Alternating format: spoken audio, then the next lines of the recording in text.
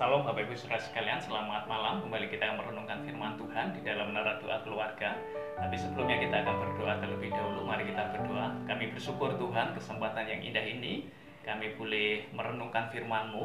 Tolonglah setiap kami, urapi kami, dan kuasailah kami dengan hikmat pengertian yang daripadamu, supaya kami bisa memahami, mencerna, merenungkan, bahkan melakukan firman-Mu dalam kehidupan kami sehari-hari, sampai kehidupan kami berdampak, berbuah, dan berkenan di hadapan-Mu. Demi nama Tuhan Yesus kami sudah berdoa dan mengucap syukur. Haleluya. Amin. Bapak Ibu Saudara sekalian, malam hari ini saya akan membahas tentang kedewasaan atau kekanak-kanakan. Tentunya dewasa rohani atau kita masih hidup sebagai bayi-bayi rohani di dalam Kristus. Mari buka di dalam 1 Korintus pasal yang ketiga ayat 1-4. Begini bunyi firman Tuhan. Dan aku saudara-saudara pada waktu itu tidak dapat berbicara dengan kamu seperti dengan manusia rohani, tetapi hanya dengan manusia duniawi yang belum dewasa dalam Kristus. Susulah yang kuberikan kepadamu bukanlah makanan keras, sebab kamu belum dapat menerimanya, dan sekarang pun kamu belum dapat menerimanya, karena kamu masih duniawi. Sebab jika di antara kamu ada iri hati dan perselisihan, bukankah hal itu menunjukkan bahwa kamu manusia duniawi dan bahwa kamu hidup secara manusiawi? Karena jika yang seorang berkata aku dari golongan Paulus dan yang lain berkata aku dari golongan Apolos, bukankah hal itu menunjukkan bahwa kamu manusia duniawi yang bukan rohani? Bapak Ibu Saudara sekalian, Alkitab jelas mencatat bahwa ada perselisihan, ada iri hati, bahkan perpecahan di dalam jemaat Korintus. Mereka tidak sekedar tidak hanya mengidolakan, mengkultuskan pemimpin, tetapi mereka juga menyerang pribadi integritas Paulus sebagai rasul. Mereka menganggap khotbah Paulus tidak disampaikan dengan cara yang berhikmat. Bahkan berita yang disampaikan mereka melihat adalah berita-berita yang biasa, berita-berita yang sederhana, dan mereka kategorikan sebagai susu. Secara tidak langsung mereka menuntut Paulus untuk memberikan sesuatu yang lebih, Bapak Ibu Saudara sekalian. Inilah yang dimaksudkan Paulus, mereka mengalami yang namanya kesombongan intelektual. Itulah kelemahan jemaat di Korintus yang sangat menonjol, Bapak Ibu Saudara sekalian. Itu sebabnya Paulus berkata di ayat yang pertama, dan aku saudara-saudara pada waktu itu tidak dapat berbicara dengan kamu seperti dengan manusia rohani, tetapi hanya dengan manusia duniawi yang belum dewasa dalam Kristus. Ada manusia rohani, ada manusia duniawi, ada manusia belum dewasa dalam Kristus. Tiga hal ini yang akan kita bahas, Bapak Ibu Saudara sekalian. Yang pertama, manusia rohani. Dalam bahasa Yunani itu adalah pneumatikos anthropoi. Itu artinya manusia yang memiliki roh Allah dan hidup berjalan dalam pimpinan roh Allah. Tetapi Paulus berkata, aku tidak dapat berbicara dengan kamu seperti dengan manusia rohani. Paulus tidak memperlakukan jemaat di Korintus sebagai manusia rohani, Bapak Ibu Saudara sekalian. Dengan kata lain, Paulus berkata mereka memang menerima roh Allah, tetapi kehidupan mereka, perilaku, cara berpikir mereka tidak mencerminkan bahwa mereka menerima roh Allah. Kehidupan mereka berbeda, Bapak Ibu Saudara. Itu sebabnya Paulus tidak bisa berbicara dengan mereka seperti dengan manusia rohani. Kehidupan mereka jauh, Bapak Ibu Saudara. Kehidupan mereka mencerminkan manusia yang tidak rohani. Tidak rohani di sini bukan berarti mereka tidak mempunyai, tidak menerima roh Allah. Tidak, Bapak Ibu Saudara sekalian. Mereka menerima roh Allah, tetapi pemikiran perilaku mereka tidak mencerminkan ada roh Allah di dalam hidupnya. Itu sebabnya Paulus berkata, tetapi hanya dengan manusia duniawi. Aku tidak bisa berbicara dengan manusia rohani, tetapi hanya dengan manusia duniawi. Ini yang kedua, manusia duniawi. Ada dua arti yang Paulus sampaikan manusia duniawi, ada dua kelompok. Yang pertama, sarkinos anthropoi, itu di pasal 3 ayat yang pertama yang kita baca ini, tetapi hanya dengan manusia duniawi. Sarkinos, ya. hidup yang dikuasai oleh daging. Tetapi Paulus berkata di pasal yang kedua ayat 14, mari buka Bapak Ibu Saudara, ini juga manusia duniawi. 1 Korintus pasal 2 ayat 14. Tetapi manusia duniawi tidak menerima apa-apa yang berasal dari Roh Allah, karena hal itu baginya adalah suatu kebodohan dan ia tidak dapat memahaminya, sebab hal itu hanya dapat dinilai secara rohani. Tetapi manusia duniawi tidak menerima apa yang berasal dari Roh Allah. Kalau di dalam pasal 2 ayat 14, Paulus menggunakan kata sukikos antropoi, tidak menerima Roh Allah, Bapak Ibu Saudara, tidak menerima. Tetapi jemaat di Korintus menerima Roh Allah, tetapi hidup mereka dikuasai oleh daging. Itu sebabnya Paulus menggunakan kata sarkinos antropoi, bersifat daging, hidup yang dikuasai oleh daging. Jadi jemaat di Korintus bukanlah manusia pesukikos, karena mereka sudah menerima roh, melainkan manusia sarkinos, hidup yang dikuasai oleh daging. Bapak Ibu Saudara sekalian, kedewasaan itu identik dengan kelahiran kembali, hidup yang dilahirkan kembali. Kita bersyukur kita mendapatkan hidup yang baru di dalam Kristus Yesus. Dia mati, dia bangkit, kita mengalami hidup yang baru, Bapak Ibu Saudara. Kelahiran kembali artinya kita memiliki kehidupan yang baru, memiliki pengharapan akan kemuliaan Kristus. Kata kemuliaan di sini adalah kabot dalam bahasa Yunani.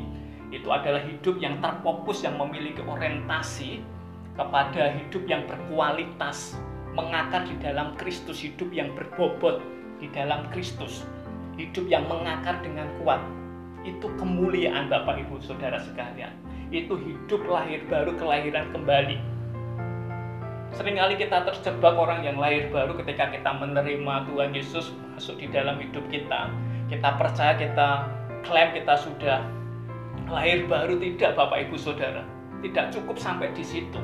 Orang yang lahir baru menerima Kristus di dalam hidupnya sebagai Tuhan, hidupnya diselamatkan, lahir kembali. Maka selanjutnya, langkah selanjutnya, mereka harus mengajar hidup yang berkualitas, memiliki bobot di dalam Kristus yang mengakar dengan kuat. Itu baru bisa disebut kedewasaan rohani, hidup dalam proses kedewasaan, Bapak Ibu Saudara sekalian. Inilah yang dialami jemaat di Korintus. Nah, kita kembali 1 Korintus pasal 3 ayat yang pertama, dan aku saudara-saudara pada waktu itu tidak dapat berbicara dengan kamu seperti dengan manusia rohani, tetapi hanya dengan manusia duniawi, sarkinos. Kamu menerima Roh Allah, tetapi hidupmu dikuasai oleh kedagingan,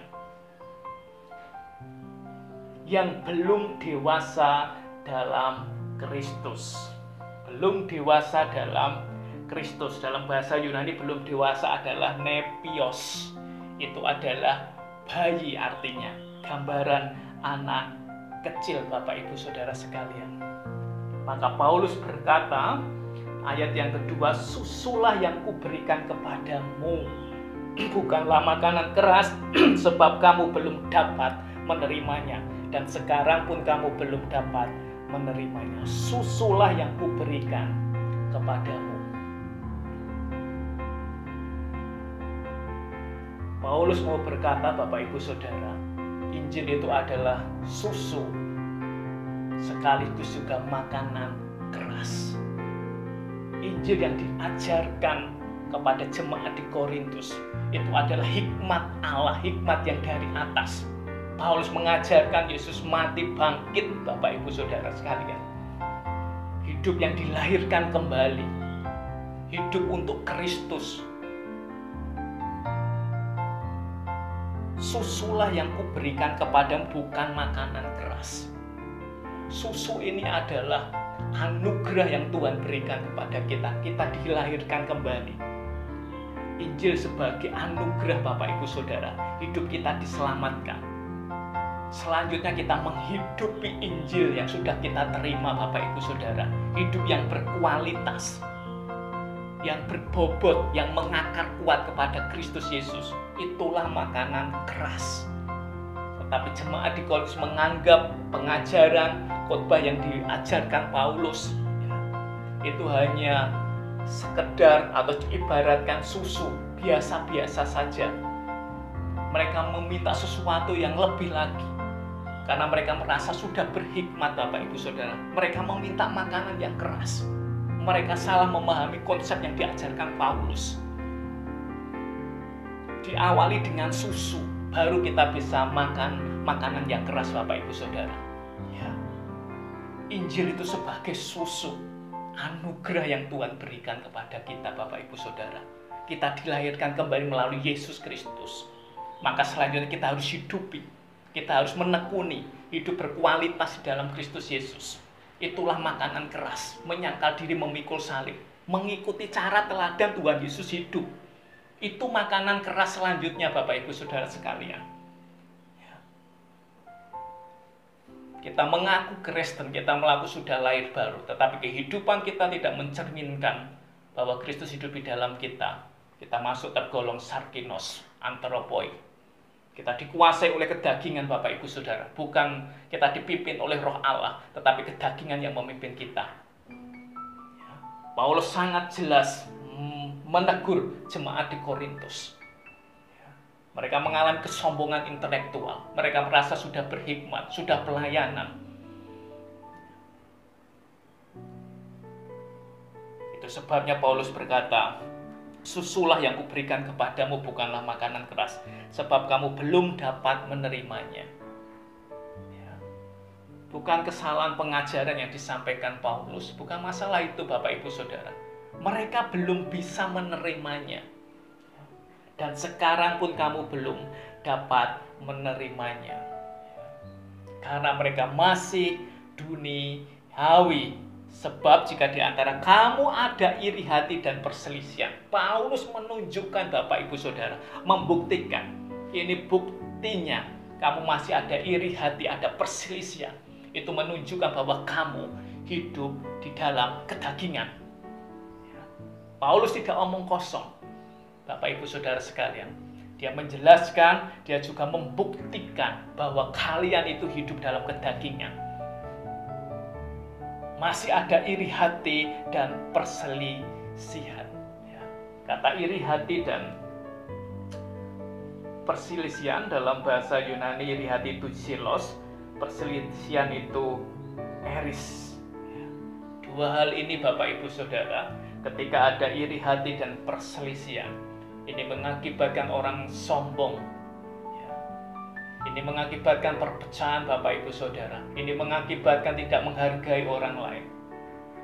Kedewasaan rohani, kedewasaan di dalam Tuhan akan terukur ketika kita bisa memperlakukan orang lain secara rohani Bapak Ibu Saudara.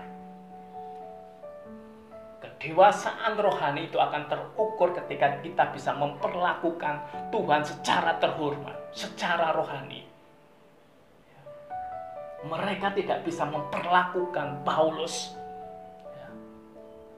sebagai pembimbing mereka, perintis Bapak Ibu Saudara, yang mengajar, yang memberikan susu. Mereka tidak bisa memberikan yang terbaik. Mereka memikirkan diri mereka sendiri Bapak Ibu Saudara sekalian. Mereka merasa sudah layak, sudah berhikmat, tapi tidak memperlakukan orang lain dengan terhormat, dengan spiritual, secara rohani Bapak Ibu Saudara sekalian. Mari introspeksi diri Bapak Ibu Saudara. Jangan mengaku Kristen, jangan mengaku dewasa rohani, jangan mengaku kita sudah dilahirkan kembali. Kalau hidup kita masih di dalam kedagingan, hidup kita masih dikuasai dalam kedagingan, ada iri hati, ada perselisihan Bapak Ibu Saudara. Ini yang akan mengakibatkan kesombongan rohani. Hati-hati Bapak Ibu Saudara, kita masuk dalam sarkinos antropoi, hidup yang dikuasai oleh kedagingan. Kita tidak masuk dalam kategori manusia rohani, manusia yang memiliki roh Allah dan dipimpin oleh roh Allah. Kita hidup berjalan dalam pimpinan roh Allah. Mari introspeksi diri Bapak Ibu Saudara sekalian. Mari kerjakan bagian kita. Kita menerima susu anugerah Kristus. Injil itu adalah susu yang menyelamatkan kita. Melalui Yesus Kristus itu anugerah yang luar biasa. Kita menerima, kita percaya Yesus sebagai Tuhan jalan hidup kita, jalan dan kebenaran dan hidup kita. Selanjutnya, Injil itu kita harus kerjakan Bapak Ibu Saudara. Kita harus mengakar, berorientasi, memiliki fokus hidup yang berbobot, memiliki kualitas Kristus. Itu makanan keras. Dibutuhkan menyangkal diri, memikul salib, mengikuti cara teladan Yesus hidup. Baru kita bisa disebut manusia rohani. Pneumatikos antropoi. Itu harus menjadi bagian dalam hidup kita Bapak Ibu Saudara. Injil itu sebagai susu sekaligus sebagai makanan keras di dalam hidup kita. Mari hidup mendisiplin diri dengan firman Allah, merenungkan firman Allah, kerjakan firman Allah Bapak Ibu Saudara. Jangan terjebak dalam sarkinos antropoi. Mari hidup di dalam pimpinan roh Allah. Amin Bapak Ibu Saudara sekalian. Kita harus kerjakan bagian kita dan Tuhan akan mengerjakan bagiannya. Awali dengan roh dan akhiri dengan roh. Hidup berjalan dengan Tuhan, maka semua akan tercapai Bapak Ibu Saudara sekalian. Amin. Tuhan Yesus memberkati kita semua. Mari kita berdoa.